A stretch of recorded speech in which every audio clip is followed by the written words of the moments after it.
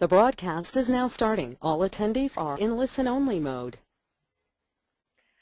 Good afternoon, and welcome to the webinar on the ICEPIC Energy Zones Policy Database. My name is Carrie Worthington from the National Association of Regulatory Utility Commissioners assigned to the ICEPIC project. ICEPIC refers to the Eastern Interconnection States Planning Council. Before we begin, I have a few housekeeping remarks. This meeting is being recorded, and by participating, you are consenting to being recorded. The recording will be available on the www.naruc.org/ICEPIC webpage, and the slides will be available on the www.icepic.org webpage, and that's EISPC. The funding for ICEPIC comes from the U.S. Department of Energy, particularly the ARRA, or better known as Recovery Act funding. So thank you, DOE. Audience members, please use the dialog boxes in the webinar control box to type in your questions. And please send your questions at any time, and there will be breaks to discuss these questions. With me today is my co-host, Commissioner David Littell. Our guest speakers are Warren Leon and Heather Rhodes Weaver. Commissioner David Littell is Commissioner of the Maine Public Utilities Commission and previously served as a Commissioner of Maine's Department of Environmental Protection. He is the chair of the Energy Zones Work Group, which he will explain during the presentation. Warren Leon is the Executive Director of the Clean Energy States Alliance. CESA has been contracted by NARUC to develop the public policy database and inventory. Heather Rhodes Weaver is the founder of eFormative Options. As a CESA subcontractor, she has led eFormative's team in compiling and updating the policy inventory and coordinating with OpenEI, drawing on experience developing and managing other policy analysis, dashboard tools, and complex data sets. Before we begin, if you have any updates to the public policy inventory, please send them to eispctools@anl.gov. That's icepictools@anl.gov. Commissioner Littell, do you have any opening comments? Yeah, thank you, Carrie, for starting this off.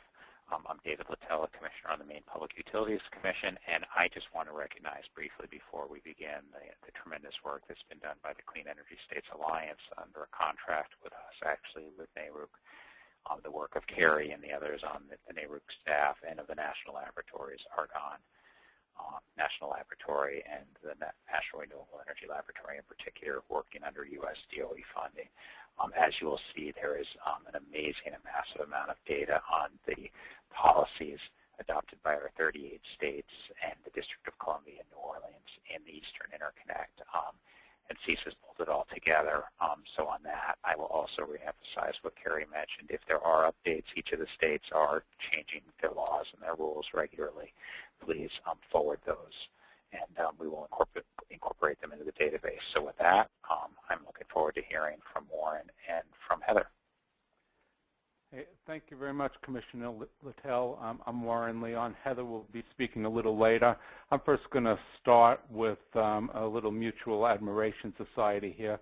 I want to thank the Commissioner for his comments and to say that both the NARUC staff and the ICEPIC Energy Zones Working Group, which was chaired by Commissioner Littell, were really great to work with. They gave us both good direction and good support, and we were very happy to work with them. If we can go to the next slide, I'll tell you what today's agenda is going to be.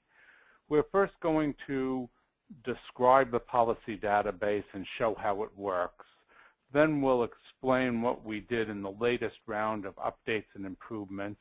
And then at the end, we're going to have some comments on general state policy trends, trends that affect clean energy development.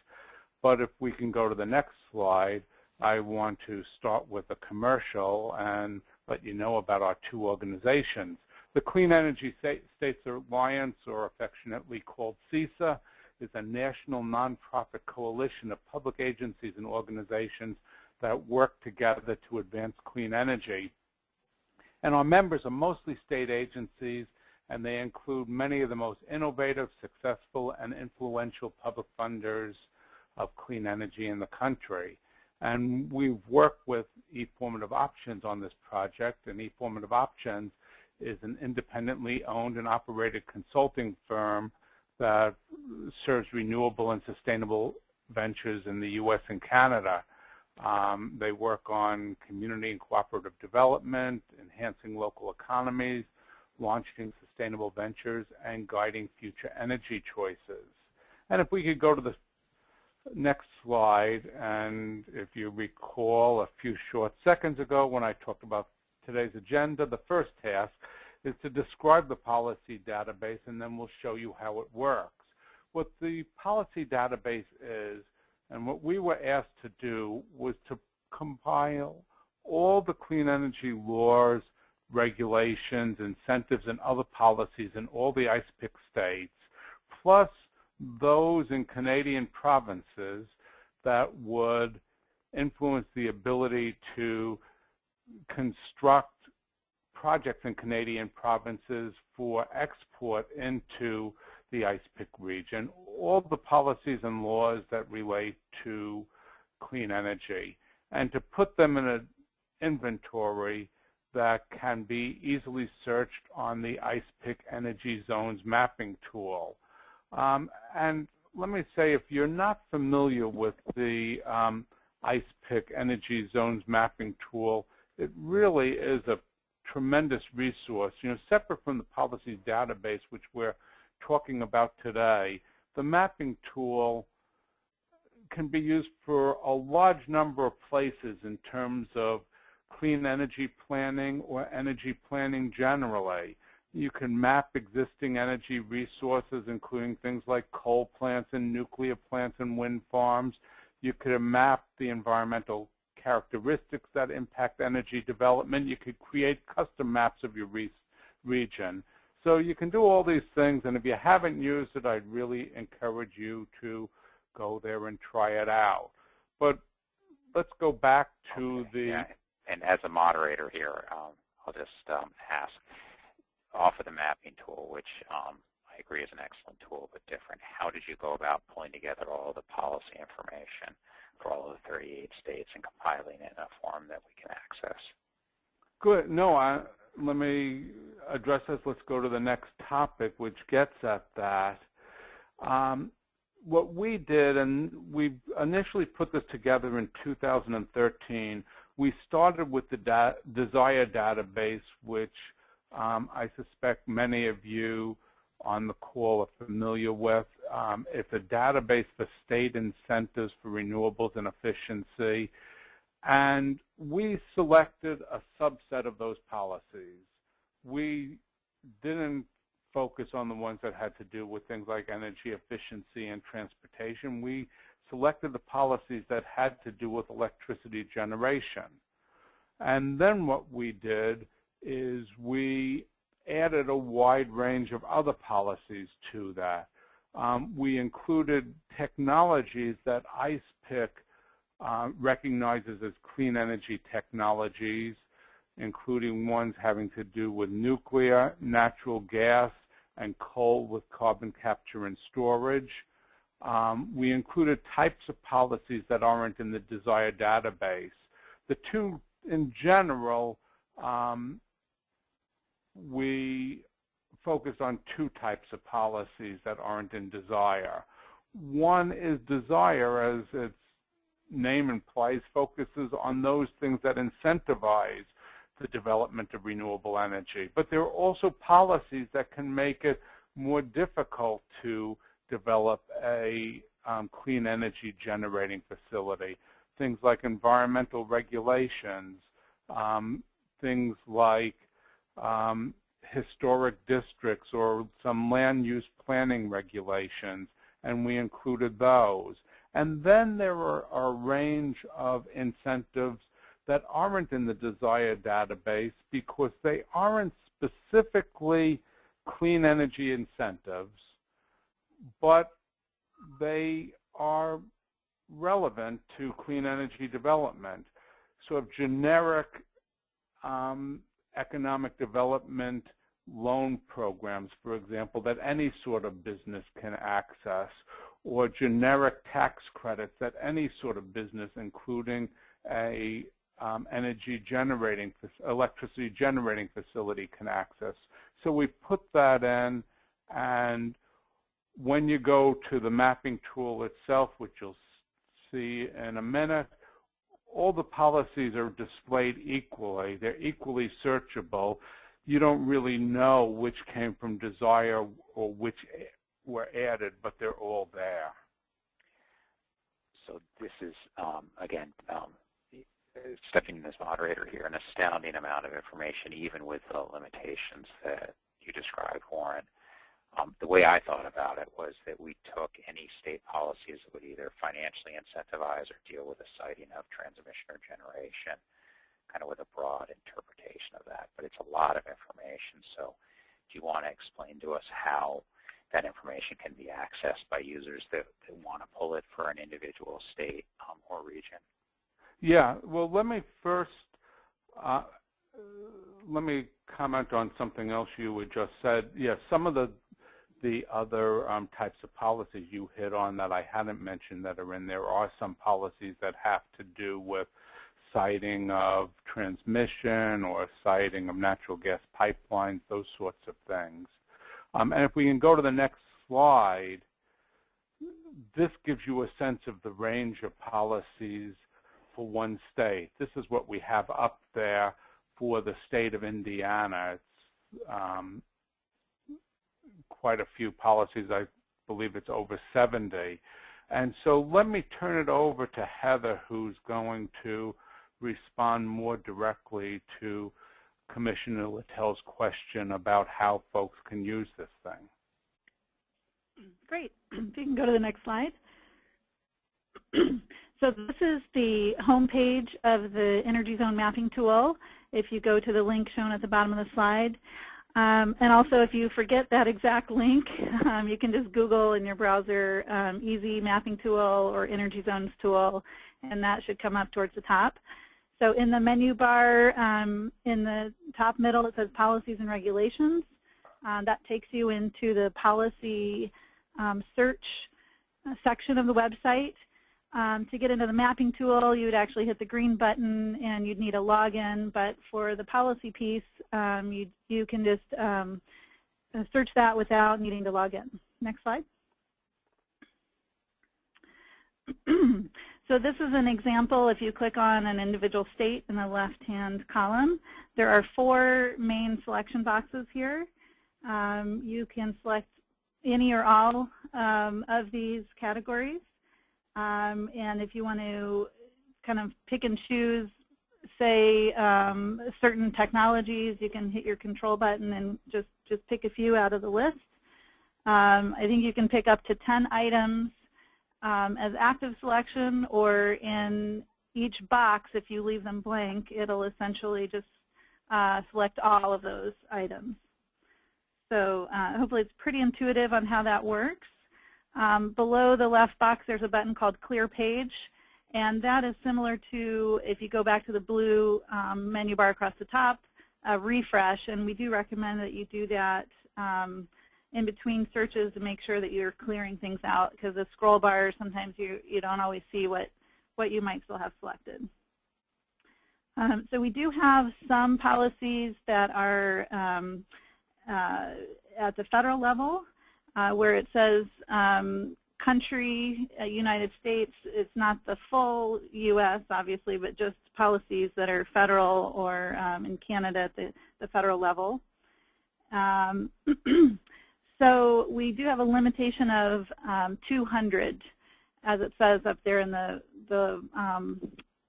kind of instructions.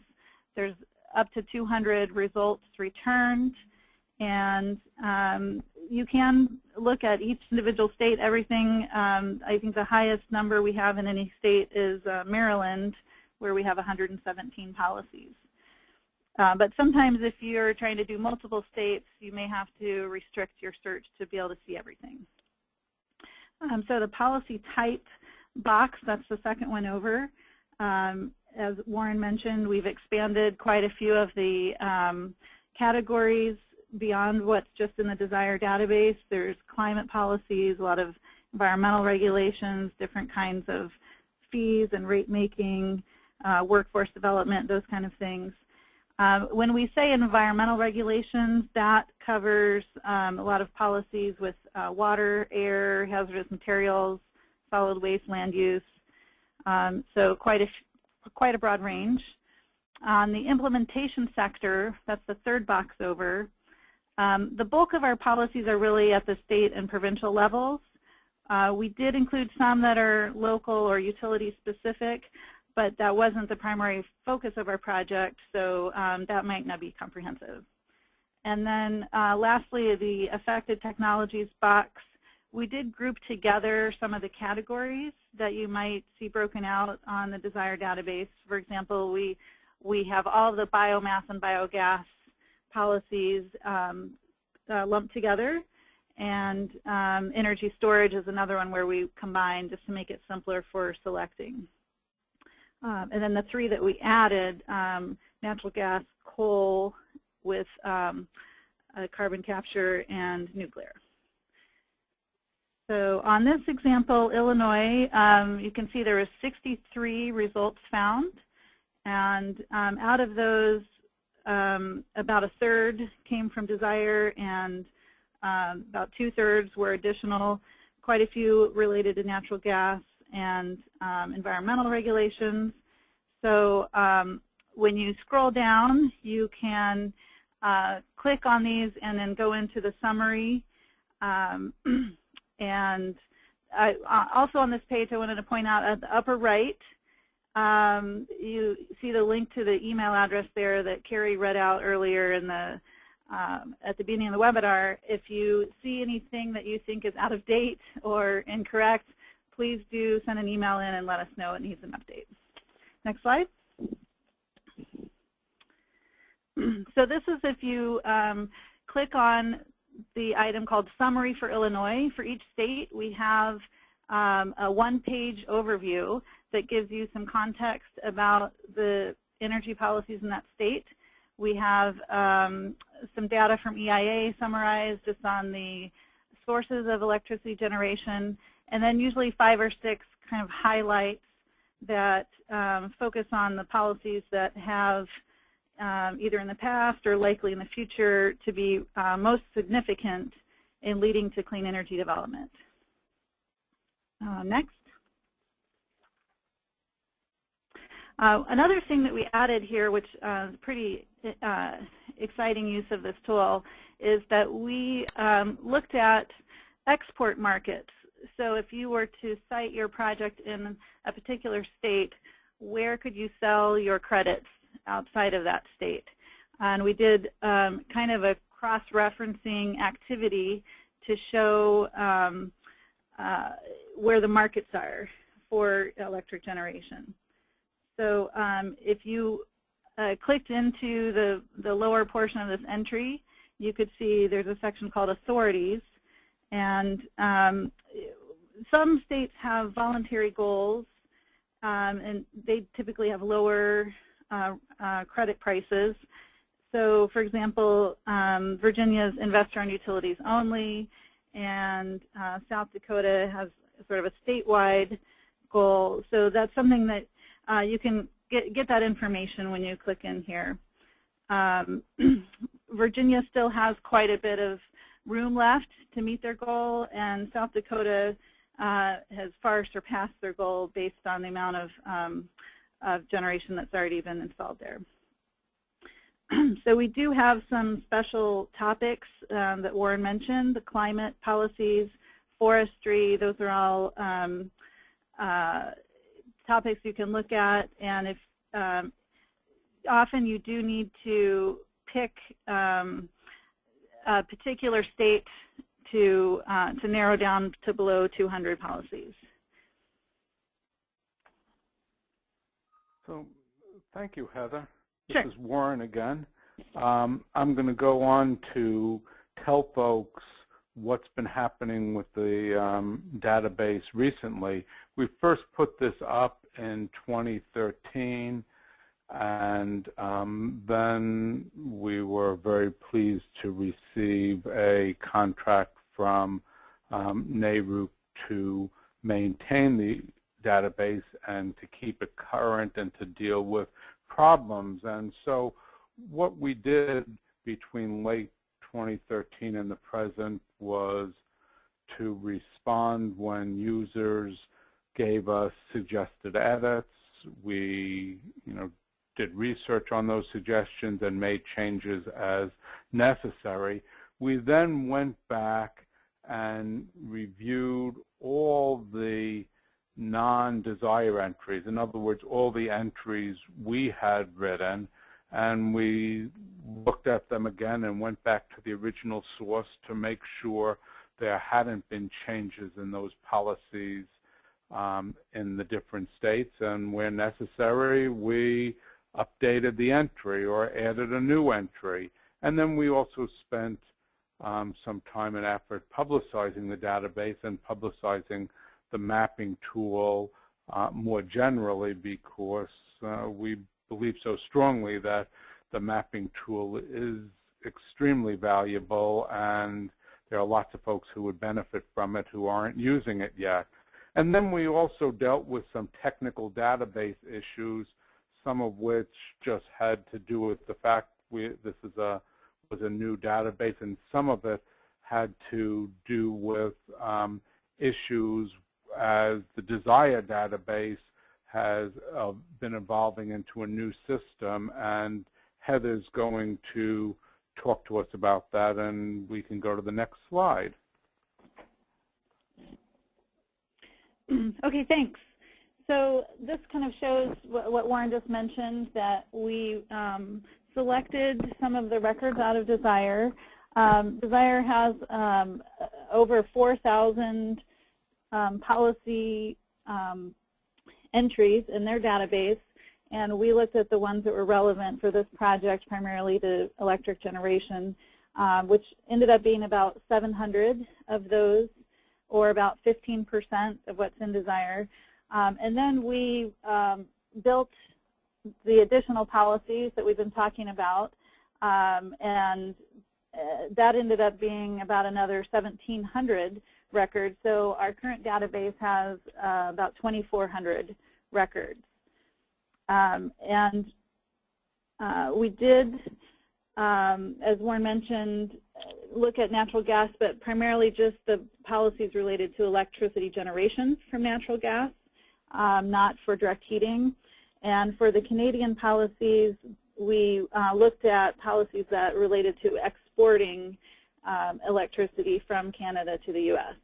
So we weren't as comprehensive there, but we did get a good overview. So both of these data sets are fed together into essentially a single database, and they're displayed first in OpenEI, which is a sort of crowdsourced wiki run by the National Renewable Energy Lab. And that was a really helpful open source kind of system for us to use to build this. And it also is an ongoing way for editing and kind of quality control of the data.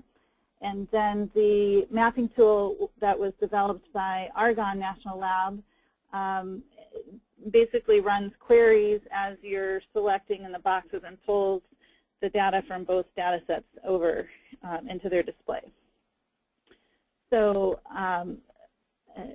so those of you that know internet terminology, the XML feed from the Desire database is automatically updated, and it's refreshed, I believe, at least nightly.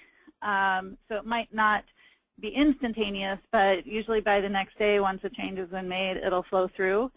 And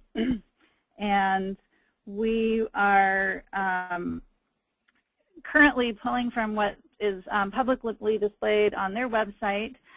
They're in the process of launching a new, they're calling it Desire 2.0 in the next month or so here, I believe. And we have a good plan in place to have that continue to flow through OpenEI and into the Easy Mapping tool. So that new Desire 2.0 at the bottom here, there's some other features, the RDF and Sparkle, that will allow some more mapping capabilities. And they'll be able to show on the Desire records at least the utility service areas where individual policies apply to. So for example, if it's investor-owned utilities only, you would be able to see which parts of the state that applies to. And I skipped over the bullet there, but the state overviews that I showed an example of earlier, those would be manually updated in the future. So those are basically static PDF files. The records themselves that you see the individual policies, those would continue to update from the Desire feed. And next slide. I'm just giving a quick peek onto the OpenEI page, which has some sorting features and tables, just a little more kind of the back end if you're interested. And we've done a lot of cleanup to make sure that links that get broken, for example, a state agency that gets merged into another one, their website, everything changes. We're still working to clean some of that up, and we've done a lot of sort of formatting compatibility work to make sure that there's not sort of gibberish funneling through, but sometimes there's still some remnants of coding, and if you see any of that, you know, that's something else to send a note if you notice that it could be cleaned up. So one more thing on this page, you can see in the middle it says download CSV. If you want to do an export of all the records for a particular state, you can open it up as an Excel table, which is kind of nice. And like I mentioned, there was the sorting of all these column headings here. So, oh, yeah, go ahead. Well, there's a lot of information here on all the states. So how, from a practical point of view, for states that are still integrated, that do integrated resource planning, I can see them going in and using this data for their own state. But for states that are part of an RTO or ISO, someone might want to search the entire RTO or ISO. So they identify each of the states in the site in the RTO or ISO, or is there some other way to do that, and then a particular set of policies so they don't get too much, say if you're PJM or MISO with a big footprint? Right. So there would be a couple ways to do that. Carrie, if you want to go back just a couple slides to, let's see, the one with the 4 boxes, slide 8. Right. Yeah, that one. So you can select multiple states, a subset of states in the far left box, and say pick an item out of the far right box as well to limit it. But if that's still saying that there's more than 200 policies, then you can do a kind of a more complicated look into the OpenEI. And I had a little backup slide. I don't know if you can skip to slide 20, but there's a another page on the OpenEI, there you go, site where you can essentially pull up all of the records together. You see that 2432. So that, I guess what I would recommend is if somebody wanted to do that, you can export and do whatever you want offline with the data. But Warren, did you have another answer to that? No, that sounds right to me. That, you know, I think in most cases you're not going to end up with more than 200 policies, but your two choices, if you do, is to just do some of them at a time. You do, you know, if you're dealing with PJM, first you do Maryland, then you do Delaware, and then you do Pennsylvania, or you go to the OpenEI website, as Heather said, where you could download the whole thing and have it on your own computer. Excellent, excellent. Okay. And then a question from a slightly different direction. You've been doing this now for a number of years under contracts, so both of you have. Have you noticed anything looking at the policies across those years you think would be helpful for users that aren't as familiar with the database and the state policies to know of in using this database? Well, let me tell a little bit, if we go to the next slide, about, we were previously asked to look at clean energy policy trends and what's going on at the state level and how that's likely to impact clean energy development. And, in general, I'd say at the moment, the biggest uncertainties relate to federal policy rather than state policy, although there are certainly uncertainties at the state level as well, and I'll come back to that. But, depending what happens with federal tax credits and depending what happens with the EPA Clean Power Plan, those things are going to make a big difference in terms of clean energy development and where clean energy projects are cited and which types of projects are cited, and we just don't know how those things will come out. When we turn to state policy, there's been lots of debate and discussion about state policy over the past couple of years, and very lively debate, and in some cases very contentious debate. But the interesting thing is, over the past couple of years, the state policy environment for clean energy has been relatively stable. There were few changes in state policies in the past 2 years that really are going to make a dramatic difference in the trajectory of clean energy development in the Eastern Interconnection. Now, the past is no predictor of the future, and it really is too soon to know if that same stability is going to continue, and some people would say there are good reasons to think it won't. And if we go to the next slide, one of the areas where there's a special interest and a lot of questions for the future has to do with renewable portfolio standards. They are very important drivers of clean energy development, and it's a significant variable from state to state, both because only some states have RPSs, and then on top of that, the provisions vary greatly from state to state. So a technology that might be significantly incentivized in one state may not be significantly incentivized in another. The quantity of clean energy development incentivized by RPSs varies from state to state.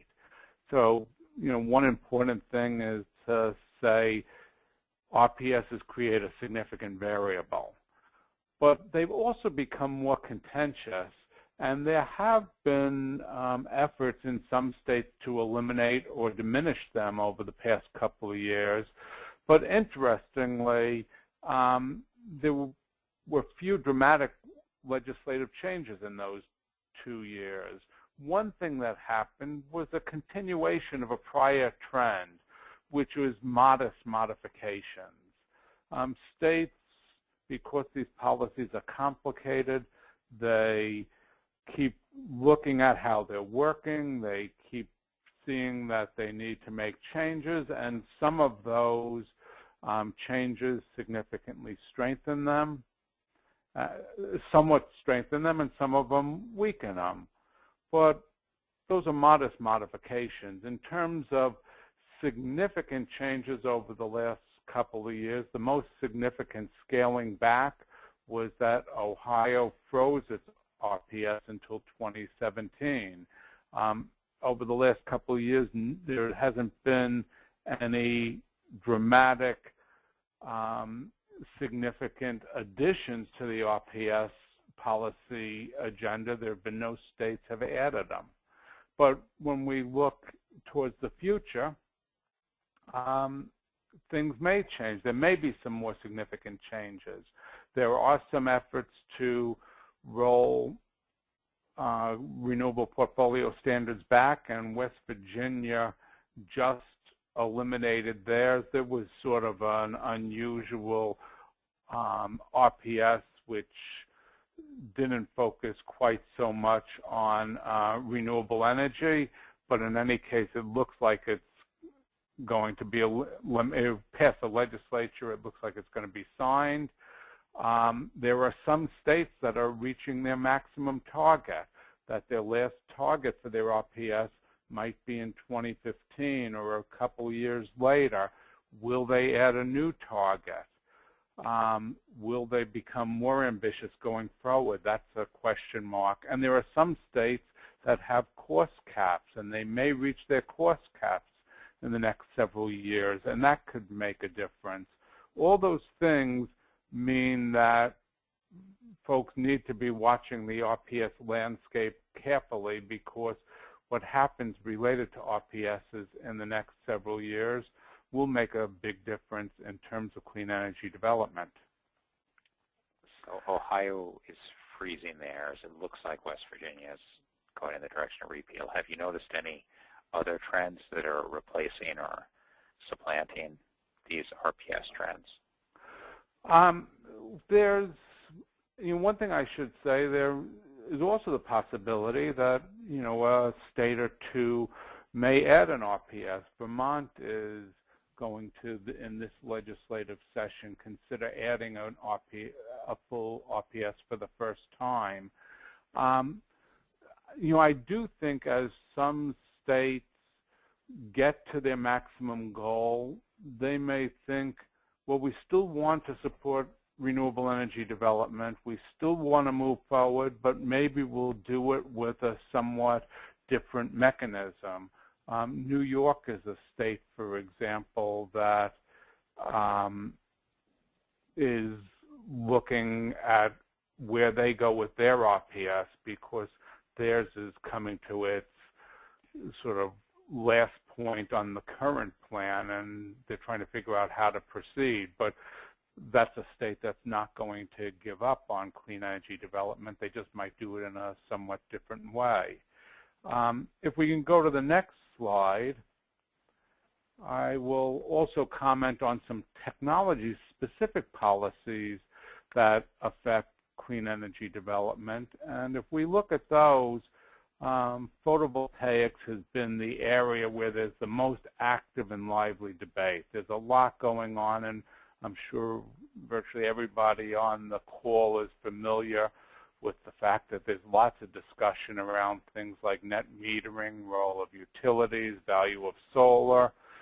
This is primarily focused on distributed generation, but the discussions about photovoltaics and distributed generation will also have impacts for utility scale projects. It's hard to see where all that's going to go.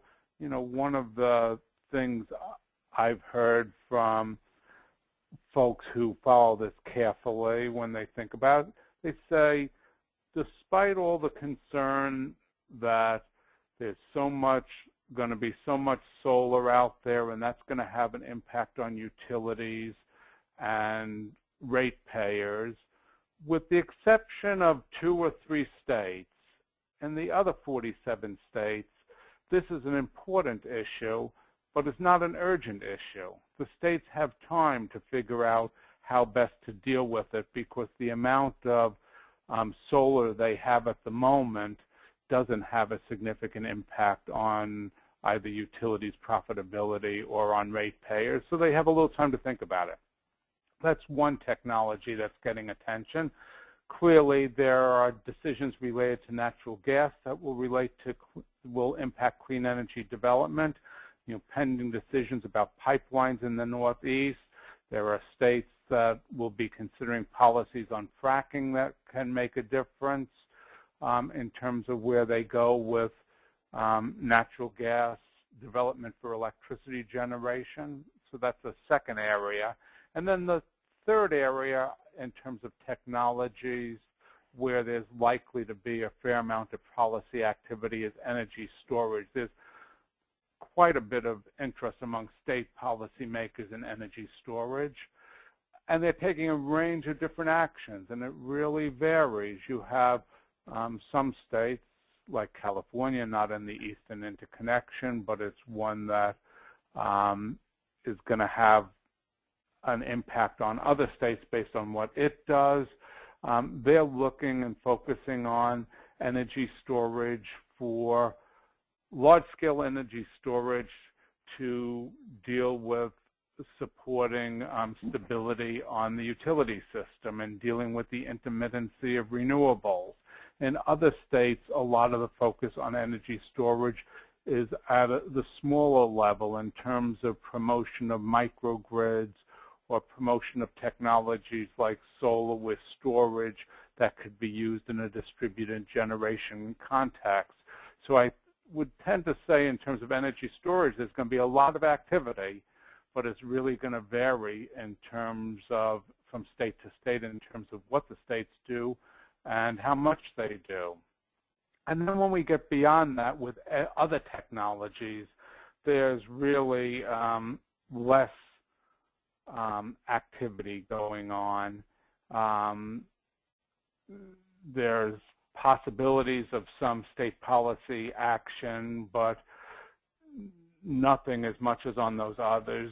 You know, for example, in the nuclear realm, there are several projects under construction in the southeast, and if those projects are successful, that could lead to additional policies to support nuclear construction, but you know, that's going to be several years down the road before that really comes onto the policy agenda.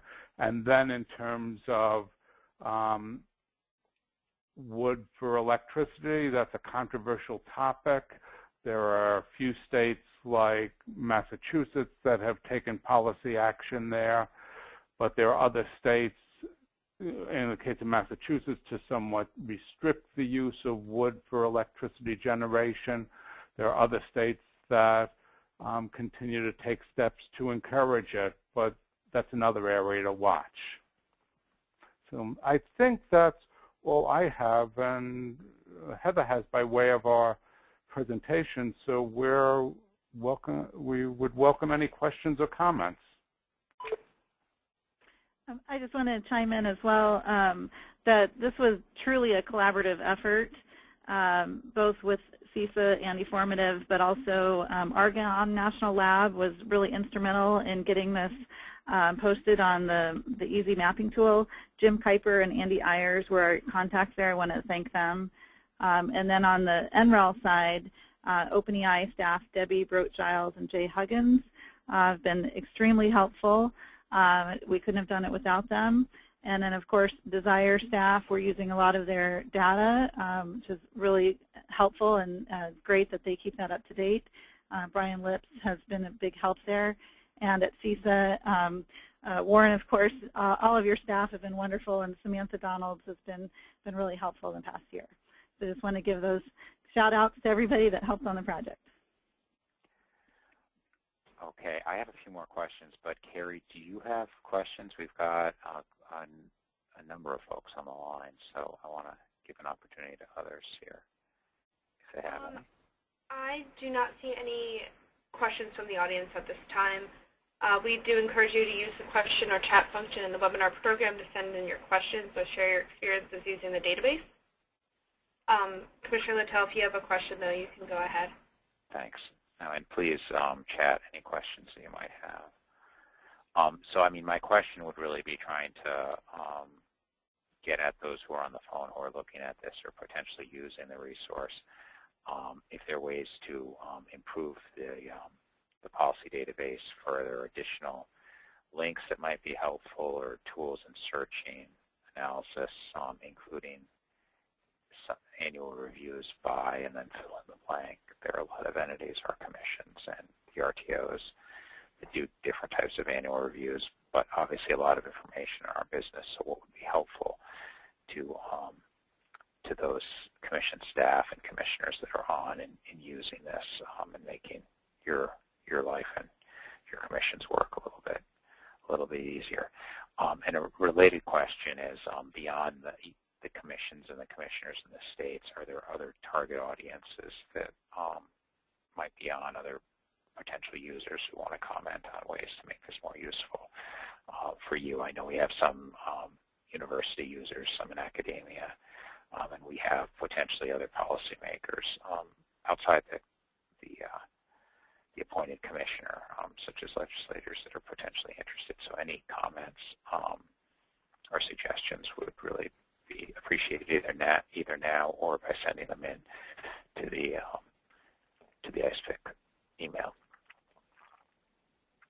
And if we have none, I will thank Warren and Heather for your presentations. They were excellent. And again, Carrie for organizing this, and to everyone who's contributed to it. So hearing none, we'll say going once, going twice. Okay, thank you. This was an excellent seminar. Thanks for inviting us. Thank you. Have a good evening. Thank you.